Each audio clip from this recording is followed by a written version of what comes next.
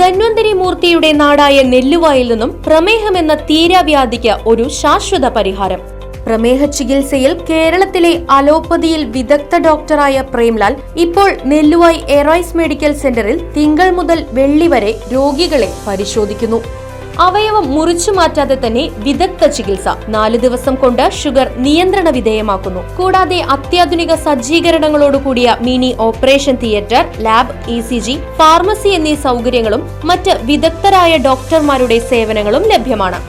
Arise medical centre, Devaki complex, Nelluvai. Phone 8589939335. Consumers federation of India Puthuruthi വായനശാലയിൽ ഉപഭോക്തൃ ബോധവൽക്കരണ സെമിനാർ നടത്തി. മനുഷ്യാവകാശ സമിതി national coordinator George Thomas seminar ഉദ്ഘാടനം ചെയ്തു.